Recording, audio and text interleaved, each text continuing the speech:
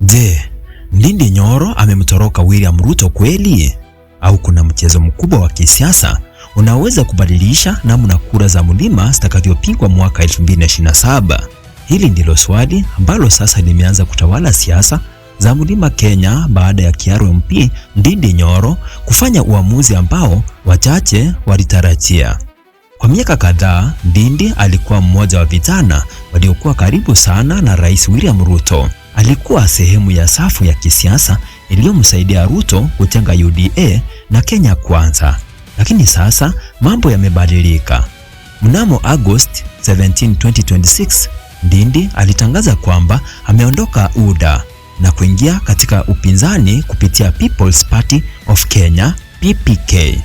Alisema chama hicho sasa kimejipanga upande wa upinzani kuelekea uchaguzi wa mwaka 2027.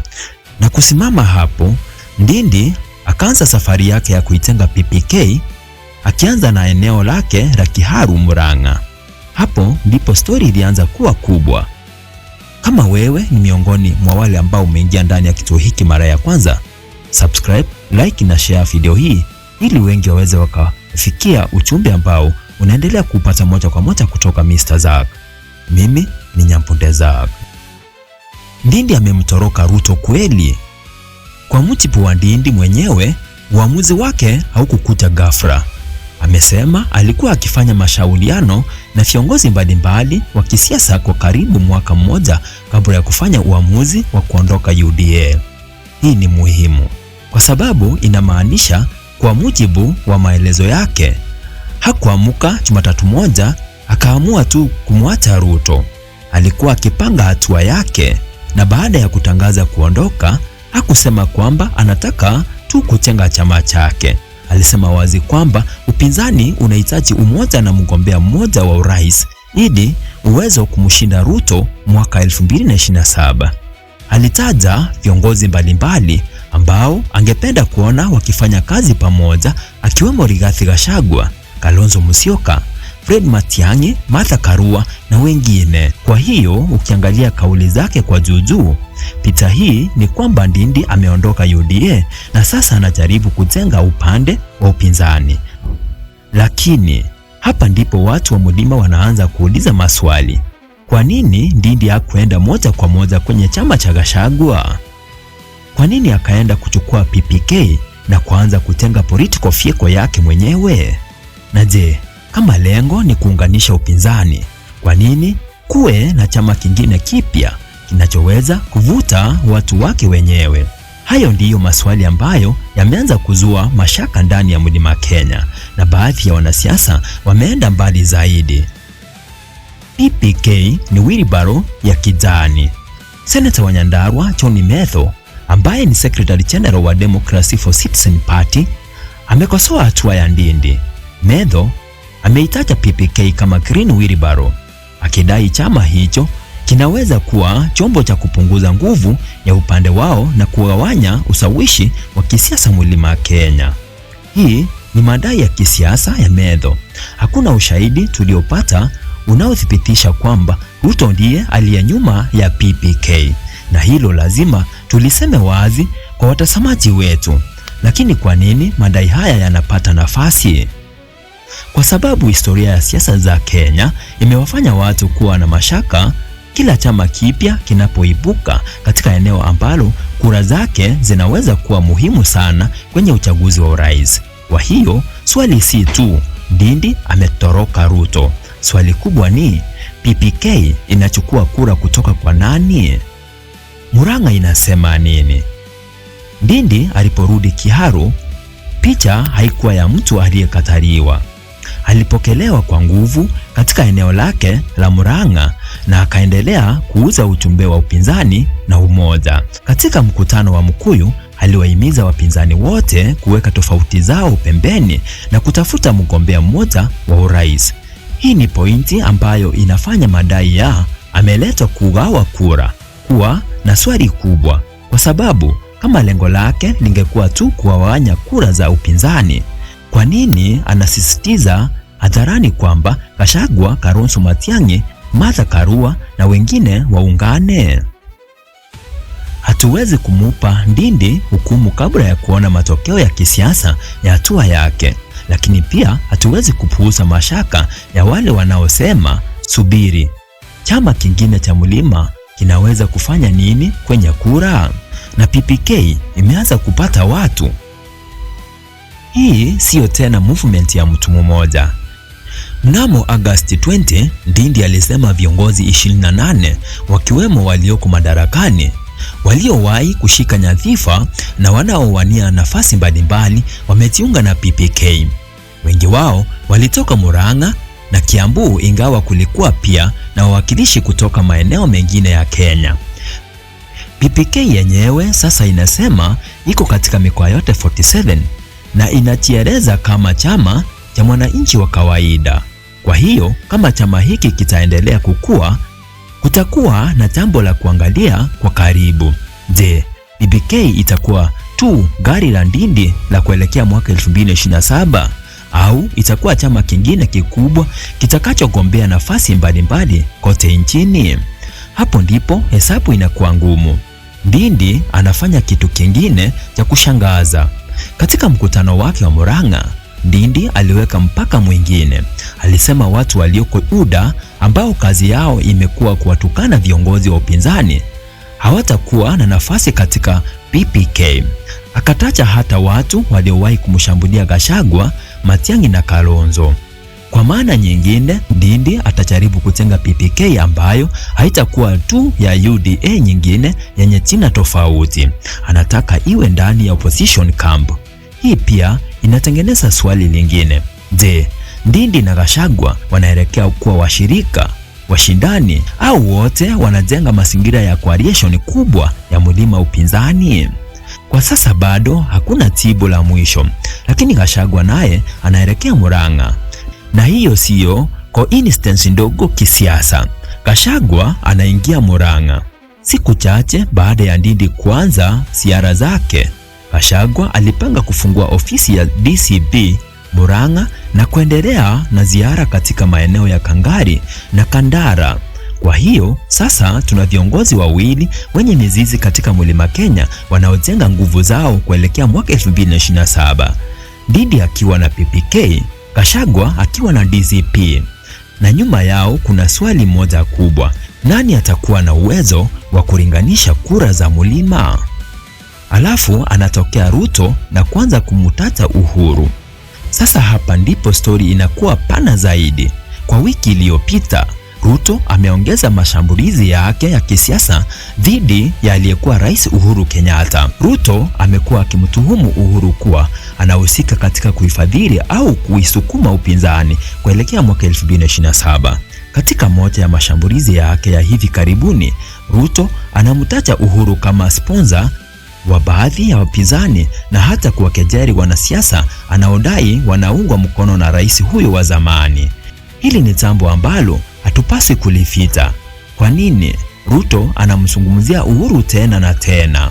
Kwa sababu Uhuru bado ana kitu muhimu sana katika siasa za Kenya, ushawishi ndani ya Mlima Kenya, na hata kama Uhuru mwenyewe hayuko State House, jina lake bado lina uzito mkubwa kwenye hesabu za mwaka 2027. Ruto anaonekana kujaribu kuonesha kwamba sehemu ya upinzani unaotengwa sasa sio movement ya mwananchi pekee, bali kuna watu wenye nguvu nyuma yake. Lakini upande mwingine unasema hayo ni madai ya kisiasa. Edwin Sifuna amekanusha kwamba Uhuru ndiye mfadhili wa Linda Mwananchi, akisema movement hiyo inategemea michango kutoka kwa wananchi. Kwa hiyo mpaka sasa kuhusu madai ya ufadhili, tuna madai, tuna kukanusha, lakini hatuna ushahidi wa wazi wa kiasi cha fedha kinachodaiwa. Hilo pia lazima tuliseme. Gachagua amemwambia Ruto amwache Uhuru na badala yake akabiliane na wapinzani waliopo sasa. Hii inaonyesha kwamba jina la Uhuru limekuwa sehemu ya vita vya kisiasa vya mwaka 2027 hata kabla ya uchaguzi mwenyewe. Na hapa ndipo unaweza kuona picha kubwa. Ruto anamzungumzia Uhuru, Gachagua anamtetea Uhuru, Ndindi anajitenga na Ruto. Ndindi anasema upinzani uungane, Gachagua anatenga DCP. Uhuru bado ana Jubilee na ushawishi wake wa kisiasa, na Matiang'i sasa yuko ndani ya hesabu ya Jubilee na United Opposition. Hii sio coincidence ndogo, ni ramani mpya ya kisiasa inayojengwa mbele ya macho yetu. Lakini tujiulize, Ruto ananufaikaje Ndindi akiwa na PPK? Hapa ndipo tunafaa kuwa objective. Kama Ndindi anapata kura nyingi kutoka Mlima Kenya ambazo zingekuwa za mpinzani mwingine, hiyo inaweza kusaidia Ruto. Kwa mfano, ikiwa Gachagua angekuwa na nguvu kubwa katika eneo fulani, alafu PPK ikachukua sehemu ya kura hizo, mgombea anayekuja mbele katika eneo hilo anaweza kufaidika. Lakini hii ni political possibility, si ushahidi kwamba huo ndio mpango wa Ruto.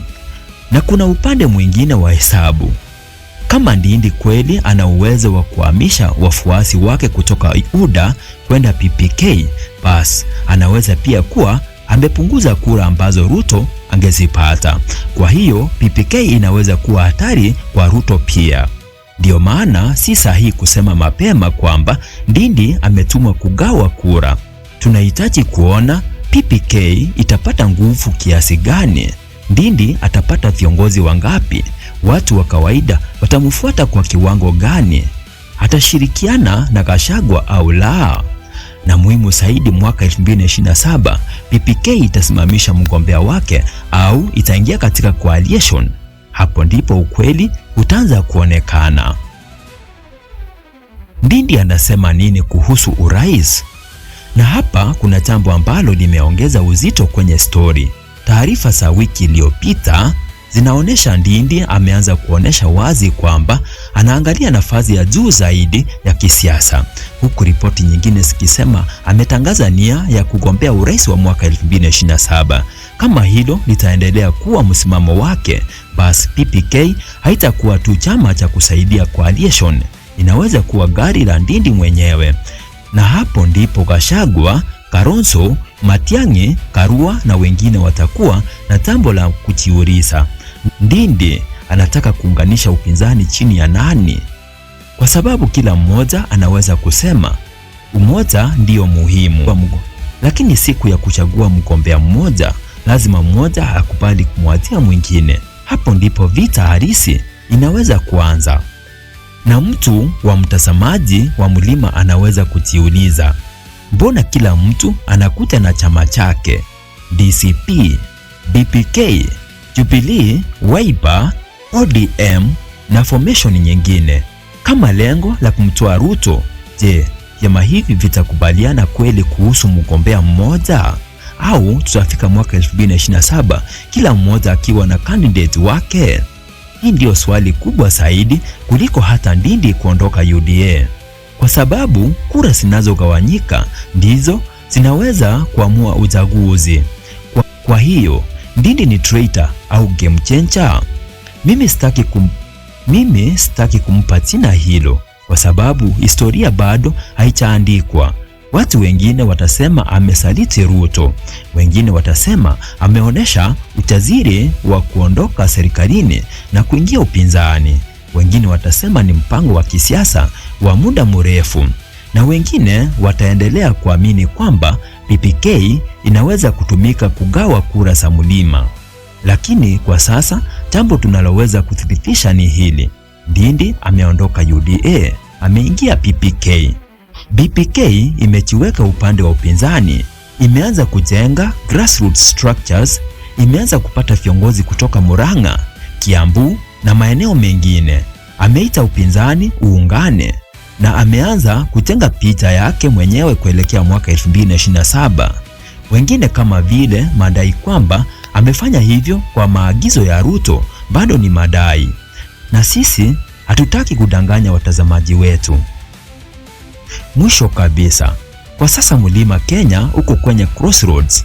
Kuna Gachagua, kuna Ndindi, kuna Uhuru, kuna Matiang'i, kuna Karua, kuna Kalonzo, na upande mwingine kuna William Ruto ambaye tayari ameanza kuichanga kampeni yake ya mwaka 2027. Lakini swali kubwa halitakuwa nani anaongea vizuri zaidi, itakuwa nani ataweza kuunganisha kura, kwa sababu mwaka 2027 siasa za Kenya zinaweza kuamuliwa na jambo moja: kura zitagawanyika vipi? Na kama PPK itakuwa, Gachagua ataendelea kuimarisha DCP, Uhuru ataendelea kuwa na ushawishi na upinzani utaendelea kutafuta mgombea mmoja, basi mchezo wa Mlima Kenya utakuwa mmoja wa maeneo muhimu zaidi ya kutazama. Kwa hiyo swali letu kwa watu wa Mlima ni hili: je, mnaona Ndindi Nyoro amefanya uamuzi wake mwenyewe au mnaamini kuna mkono wa kisiasa nyuma ya hatua yake? Na kwa wale wanaosema ni mpango wa kugawa kura za nani hasa mnadhani zitakazogawanywa? Hapo ndipo mjadala wa kweli unaanzia, na sisi Mr. Zack hatutakuja hapa kuwaambia mnachotaka kusikia. Tunawaambia tunachoweza kuthibitisha. Tunaonesha madai yaliyopo na sehemu ambayo bado hatujui. Tunaacha iwe swali mpaka ushahidi upatikane, kwa sababu siasa ni siasa, lakini ukweli ni ukweli. Na kama umekuwa ni wakati wako wa kwanza kuingia ndani ya chaneli hii ya Mr. Zack, tafadhali subscribe, like, pia share content zetu ili tupate watu wengi ambao wanaotegemea hiki kituo. Niite Nyambunde Zack.